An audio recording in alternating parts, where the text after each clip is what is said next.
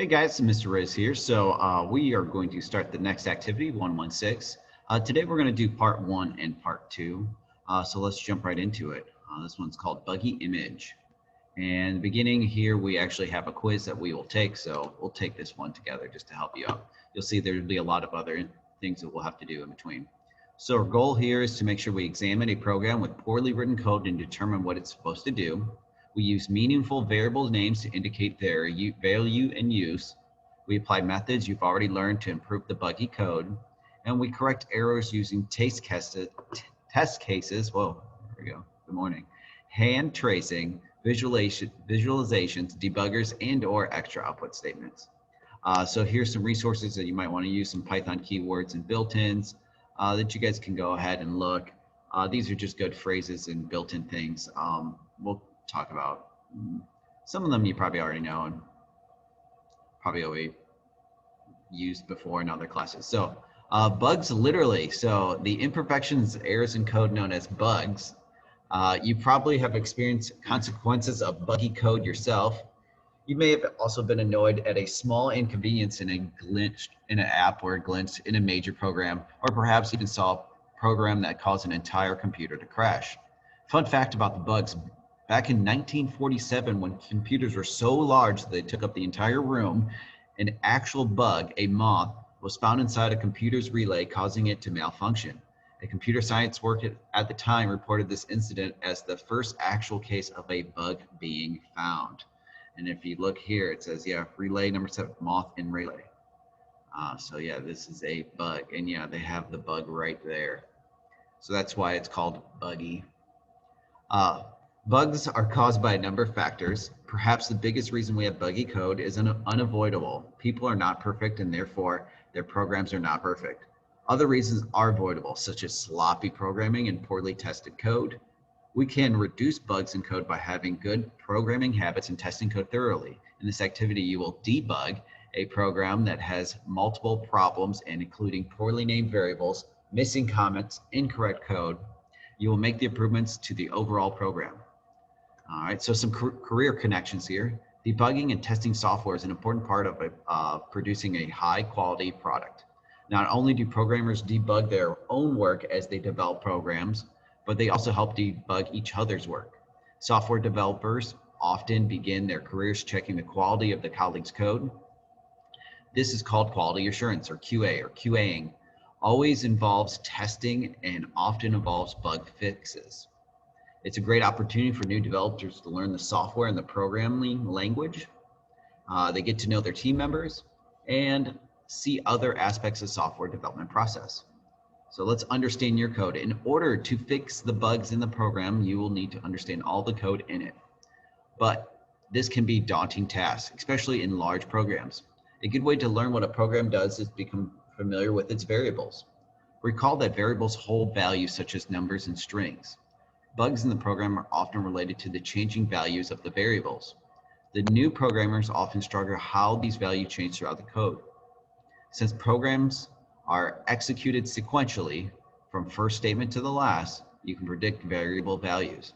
So we're going to examine how the variables are initialized, which means how they're started up, and updated through the small program. To do this, you can hand trace the program, recording the values of the variables in a table. Hand tracing a program with a, oh, hey, how's it going? Oh, extra one? Here's his laptop back. Oh, thank you. Step by step in recording the values of each variable. Create a trace table for the following small programs. Hand trace the values of each variable, recording how they change or do not change in each line of code. All right, so we got this here. We'll run it. And what do we get? Actually, nothing, because there's no outputted statement. So let's look at this here. First line of code, we got x equals 8. So the x value would be 8. The y value at that time is undefined. Next line of code is y is 40 divided by x. Well, that means the x value is still 8. And now the y value after line 2 becomes 5. 40 divided by 8 is 5. Next line of code is x equals 10. So that means our x value is now changed to 10. And our y value stays 5. Okay. Hopefully that wasn't too bad. You follow on. Many new programmers might have thought that the value of y was 4, the last value of because x was 10. and 40 divided by 10 is 4. But as you can see from the trace table, at the time that x was calculated, the value of x was 8. Therefore, the value of y is 40 divided by 8, or 5. So we could use a print statement in line 4 to show the value of y, and does this match? And so I'm just going to go right here and put print y. We'll run that, and there we go. It says 5.0. But we'll just put down 5 as our answer because it's dividing, and any division is built into Python 3 to leave as a string or as a float. All right, so let's take a guess of what these would be here. So, all right, first line of code, x would be 4, y would be undefined. Y equals 48 divided by x. Well, x would be 4, 48 divided by 4 is 12. Next line of code is x equals 8. So that means x changes to 8. We didn't make any change to y on this line of code, still stays 12. All right, we'll submit the quiz. How well did we do? 2 out of 2. Okay, we'll move on to the next one. So I'm going to scroll on down. I got all those answers right. I'm just going to click next. We're going to go to part 2. Part 2 is another quiz that we'll take together. So let's get this started. So let's explore the poorly written program. All right, to get started on your debugging system, let's explore some code that is intentionally poorly written. So we could copy paste this into our own, or we kind of have this in the REPL page. I'm going to just open up the REPL tab and look at this code. All right, we got a turtle. All right, I'm going to run this just to see what happens. Okay. I guess it makes a spider.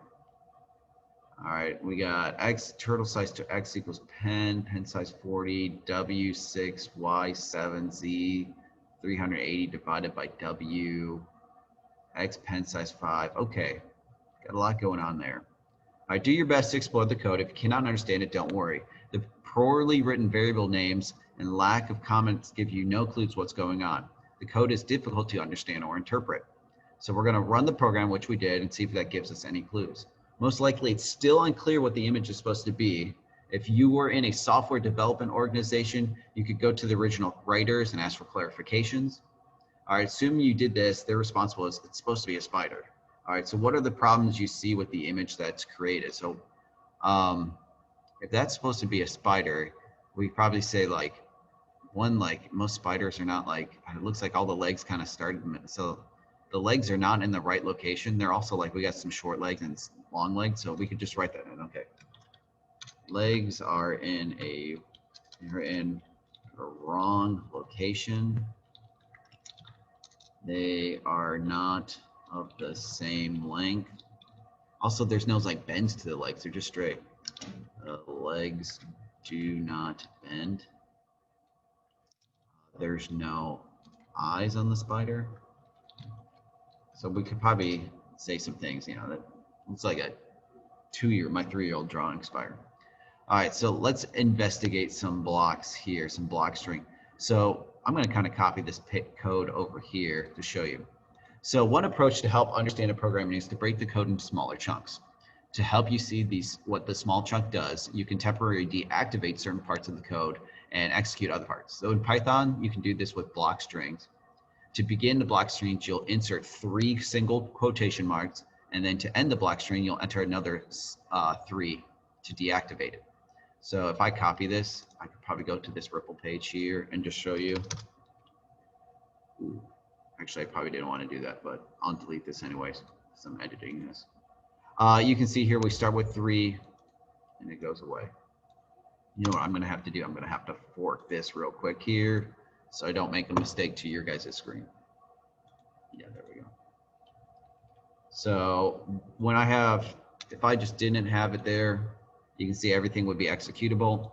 But if I put 3 single quotes in, let me click 1, 2, 3, it blocks everything from there. I don't know why. I type in 3 and it automatically does 4. It's kind of weird. 1, 2, 3. I think, yeah.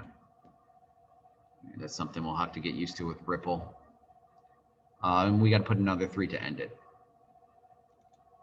So if we have the code like this, okay, we got which values in this code below here, which values would be created and assigned. So if we got A equals begin block string, B equals 2, C equals 3, and then we end it, D equals 4. The only two that would be activated are A and D, and we can see that in our ripple. Those are the only two that are not red. All right, so let's look at our code program in VS. The variable W seems to be the beginning of a new section of code. To see what it does before, deactivate the major part of the program and begin the block string line W equals 6. The end right before. So let's see what the W does. All right, so I'm going to get rid of this code here. Let's deactivate W. How do they want it to do that again? To see what it does, deactivate a major part of your code of the block string. Begin a block string before the W equals 6 line. All right. And right at the end before the WN equals title screen. Okay, that's what I was figuring. I just didn't know if they wanted to do all that at once. Okay, we run that. Oh, we got a bad input. Oh, okay. We got to actually probably put a space here. All right, so what the W does, it looks like it makes the legs, right? Or attempts to make the legs. So what's the first section of code do? What's the better name for X? So X is the spider's body, right? So probably be better to call this like body, right? X equals, or just the X is the spider itself. Yeah. So if we had to answer that problem. Pardon the interruption. Any 11th or 12th grade student whose last name starts with the letter M, please report to the gymnasium. Once again, any student who's in 11th or 12th grade whose last name starts with M, please report to the gymnasium. Thank you. So we can say it's the spider's body, but it actually starts to build part of its leg. So it's the spider itself. All right, so in Python, we use other languages for guidelines to the variable. So with everyone following the same good programming conventions, it's easier for everyone to interpret or modify the code. For variable names to adhere to these conventions. So this is a good thing to do to get used to. We're going to start variable names with the lowercase letters. We're going to use underscores to separate the word. So if we have to do like the number of turtles, we'll say num underscore turtles. If necessary, we'll use digits at the end, turtle 1, turtle 2. However, it might be better to use like small turtle, turtle left, fast turtle to describe if they're similar types of turtles, but they do different things. We're going to try to not use uppercase letters. So variable names are case sensitive. So if we just always use lowercase, everything will be fine. We're not going to use Python words. So we can't make like, make a variable called while because that starts our while loop. And we do not want to use the lowercase L or uppercase O by themselves because people confuse those with ones and zeros. So never want to call something L equals or capital O equals because you might get. So in your code, we're going to change the variable X that represents its purpose, and then we'll modify. So one thing about this that we're going to do in the next is we're going to continue to use this code. So let's change this to spider. And then the one thing that's kind of nice here, there used to be a control and find, but wherever C1X, we're going to change it to spider. Nope. And actually, if you do control F and do X, it will find all those X's for you. So I did control F to bring up the find, and it just highlighted all the X's that I had. And I can now go through and just change that to spider. So for right now, the code is going to, will run, it will do the same thing if I get rid of it. So we haven't improved the look of it, but we're making it better. So the one thing we're going to end here with this is just make sure that you have forked your page, because on the next couple assignments, we're going to go through my Ripple page, and we're going to go back to that, and we're going to upload improved versions of this code. So submit that when you're done. Now you probably will get like a 1 out of 3 because I do have to hand grade each problem. All right, guys, so that ends today's lesson. You guys have a great day. I'll see you guys next time, and keep up the good work.